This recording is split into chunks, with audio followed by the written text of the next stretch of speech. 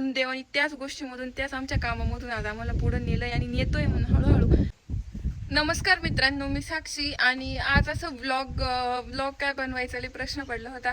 म्हटले चला मला खूप जणांनी क्वेश्चन विचारले ज्याचे मी स्क्रीनशॉट काढले. म्हणजे मी इन्स्टाला स्टोरी टाकली होती की ज्यांना माझ्याबद्दल काही प्रश्न असेल त्यांनी मला तिथे क्वेश्चन विचारावं म्हणून. आणि सगळ्यांचे खूप कॉमन क्वेश्चन आहे, त्याच्यासाठी मी हा यूट्यूबचा ब्लॉग बनवते आणि त्याच्यामध्ये या क्वेश्चनचे आन्सर सांगणार आहे. आजच्या ब्लॉगमध्ये मी फक्त गप्पा मारणार आहे, बस तुम्हाला काही दाखवणार नाही, बोर करणार नाही. मी फक्त क्वेश्चनचे आन्सर सांगणार आहे जो लय कॉमन आहे आणि जे मला लोकांनी विचारले माझ्याबद्दल. आपण आता मुद्द्यावरती येऊ. आता मी तुम्हाला सांगते माझा सगळ्यात पहिला क्वेश्चन जो मला खूप कॉमन विचारलाय. तर तुम्हाला माझे ब्लॉग बघायला कसं वाटतंय तुम्ही कॉमेंट करून नक्की कळवा. कारण मी थोडीशी मेहनत घेते, मला अजून समजत नाही की कसे ब्लॉग करायचे, काय समोरच्याला बघायला बोर होतोय की काय. तुम्हाला काही वाटलं ब्लॉग बघताना किंवा माझ्याकडनं काही चूक होतं असं तर तुम्ही कॉमेंट करून सांगा. कारण कसं ते बघणाऱ्याला कळतं. आता मी माझा फर्स्ट टाइम आहे, आताशी मी 4-5 ब्लॉग काहीतरी टाकले म्हणून मला जास्त काही समजत नाही की आहे काय बरोबर आहे काय चुकीचं आहे. मी तरी पण टाकते, माझ्याकडून काही चूक होत असेल तर सांग. चला आता आपण मी मुद्द्यावरती येते, म्हणजे प्रश्नावरती. जे मला ज्यांनी प्रश्न विचारले मी आता सगळ्यांचे उत्तर देणार.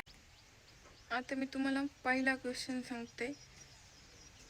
हां, सगळ्यात पहिल्यांदी असं टाकलेलं आहे, 1 नंबर रील आहे तुमचे, धन्यवाद. आम्ही असं रील मागं असं बनवण्यास येतोय की आम्हाला लहानपणापासून आवड होती. पहिल्यांदा आम्ही काय करायचो, लहान होतो ना, फोटो काढायचो. असं पप्पांच्या मोबाईलमध्ये माझे लय फोटो राहायचे, असं फोटो काढायचो आणि लय फोटो काढायचो, मेकअप करायचो, फोटो काढायचो. आम्हाला लय आवड होती फोटो काढायची. मग आता जेव्हा मी माझं इन्स्टाला प्रायव्हेट अकाउंट होतं ना, त्याच्यामध्ये पण मी माझ्या अशाच रील बनवून टाकायची साडीच्या. मला असं लई शौक होतं की साडी घालायची, रील बनवायचं, टाकायचा. मग मी असंच 12वीला एक अकाउंट ओपन केलं. म्हणजे चला आपल्याला आवड आहे तर आपण काहीतरी टाकू, direct public account, private account कोण पाहणार आहे. मग पब्लिक अकाउंट ओपन केलं, त्याच्यावरती मी 2-3 पोस्ट टाकल्या. म्हणजे मी फोटो घ्यायचे, VN मध्ये एडिट करायचे आणि ते पब्लिक अकाउंटला टाकून द्यायचे. मग मी 12वीला माझं अकाउंट ओपन केलं होतं, त्याच्यात मी 2-3 पोस्ट टाकले आणि एक असंच मला काय फीडमध्ये रील आली होती. म्हणजे चला आपण अशीच ती रील बनवून पाहू म्हणून. मग ती रील बनवायला गेले, माझ्या बहिणीची माझी असे फोटो, कोणते मग फोटो घेतले जे माझ्याकडे फोटो होते ते फोटो घेतले आणि असे सहज बनवून टाकली. आणि ती काहीतरी मिलियनमध्ये गेली, डायरेक्ट 8.7 मिलियन काहीतरी समथिंग आहे असं. डायरेक्ट एवढ्या मिलियनमध्ये गेली ना, म्हणजे काहीतरी 3री-4थीच रील होती. त्याच्यानंतर असं काही नव्हतं, तरी पण असं काही ठरवलं नव्हतं की मी व्लॉग करीन किंवा रील पोस्ट करीन म्हणून. पण मग असं नशिबात जे राहतं तेच घडतं. मग 12वीला काय केलं मी, आमचे पेपर आले होते, मग ते अकाउंट बंद करून टाकलं. म्हणजे असंच पडेल होती, मी काहीच वापरीत नव्हतं त्याच्यावरती. 3-4-5-6 असं काहीतरी पोस्ट होते, मी फोटोचं टाकून द्यायचे का माझं तेव्हा फोटोला पण लई लाईक यायचे फोटोच्या पोस्टला. मग ते अकाउंट असंच बंद म्हणजे असंच पडेल होतं. मी ते कधी वापरलं पण नाही, ते असंच पडून राहायचं. त्या अकाउंटवरती कधी गेले पण नाही मी. नाही तर माझ्याला आता 100K प्लस फॉलोअर्स असते जर मी 12वीपासून करीत असते तर.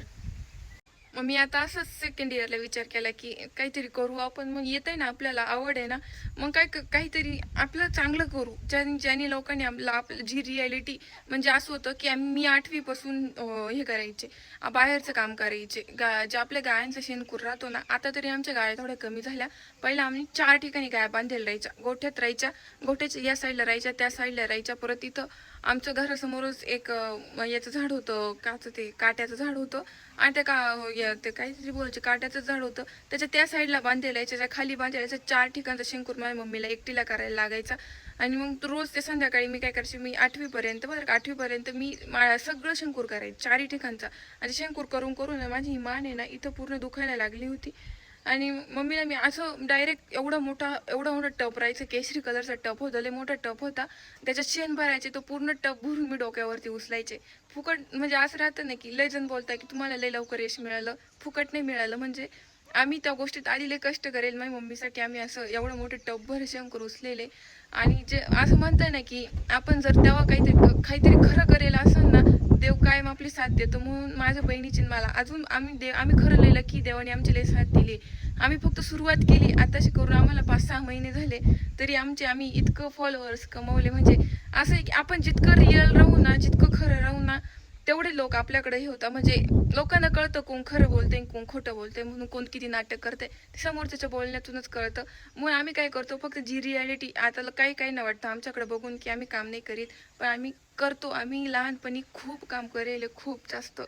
लय करेल लय असं मी एकदा सांगायला लागले का सगळं सांगून टाकते म्हणजे लय बोलते.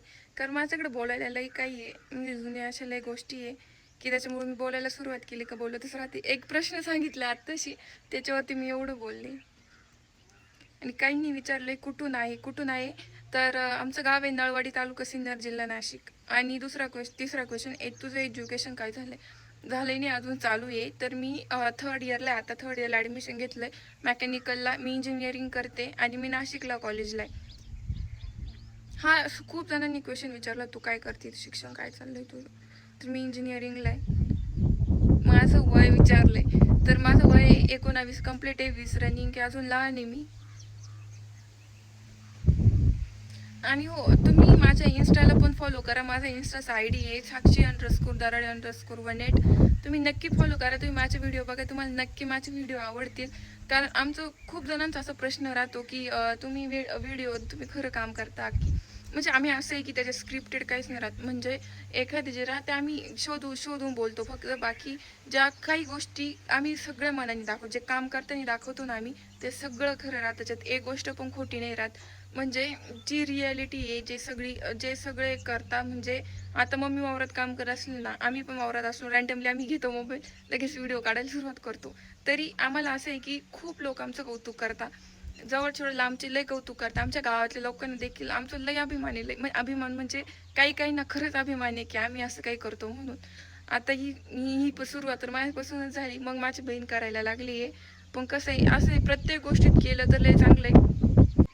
तुम्हाला माहिती आहे का, म्हणजे मी अशीच माझं ब्लॉगिंग करण्याचा काहीच हेतू नव्हता की मला असं कधी वाटलं पण नव्हतं मी ब्लॉगिंग करीन म्हणून. पण कसं राहतं, मला असं नेहमी काय मला म्हणजे असं वाटायचं की मी ना असं घरच्यांवरती डिपेंड नाही राहू, स्वतःचे काहीतरी पैसे कमवू म्हणून. आणि मी जेव्हा कॉलेजला होते तेव्हा पण मला घरी 500 रुपये मागायला लाज वाटायची.